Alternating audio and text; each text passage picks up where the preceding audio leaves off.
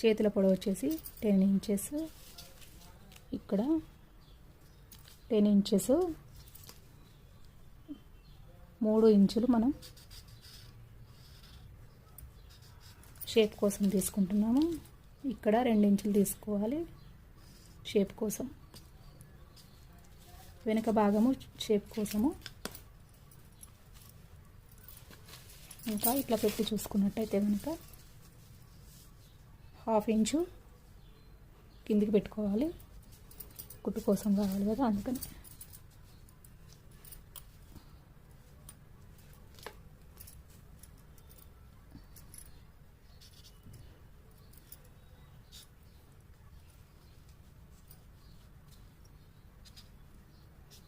ఇక్కడ మనం లోపలికి ఫోల్డ్ చేసాం కాబట్టి కొద్దిగా ఎక్కువ పెట్టుకున్నాం. ఎంత ఉంది చూద్దాము. 9.5 ఇంచులు చూసారా, మన చెస్ట్ సైజు 9.5 ఇంచులు. ఇక్కడ ఈ మొత్తం కొలత కూడా 9.5 ఇంచులు ఉంది. ఇక్కడ ఇది 6.5 ఇంచులు ఉంది అండి. కింది వైపు మనం 6 పెట్టుకుంటే సరిపోతుంది. 2 ఇంచులు ఎక్స్ట్రా తీసుకుందాము, 8 ఇంచులు అవుతుంది. ఇక్కడ మనం షేపు ఈ 2 ఇంచుల వరకు సమానంగా తీసేసుకోవాలి. షేపు ఈ 2 నుంచి దీని లోపల మాత్రమే తీసుకోవాలి. ఇట్లా కొద్ది కొద్దిగా కలుపుకుంటే సరిపోతుంది.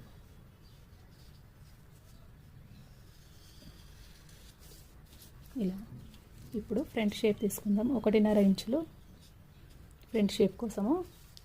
ఇక్కడ నేనైతే ఇట్లా వేలు పెట్టేసి ఇలా మార్కింగ్ పెడతానండి. 3/4 ఇంచు వరకు ఉంటుంది చూసారా, ఇట్లా 3/4 ఇంచు ఎగ్జాక్ట్లీ మధ్యలోకి ఇట్లా ఈ 2 ఇంచుల మార్కింగ్ ఏదైతే ఉందో ఎగ్జాక్ట్లీ ఇట్లా మధ్యలోకి పెట్టేసుకొని ఇక్కడ మార్కింగ్ పెట్టుకొని ఇక్కడ 3/4 ఇంచు పెట్టుకోవాలి మార్కింగ్. ఇప్పుడు ఈ 1.5 ఇంచు నుంచి ఇక్కడ కొద్ది కొద్దిగా ఇట్లా బయటకి, ఇక్కడి నుంచి ఇక్కడికి లోపలికి, అంతే.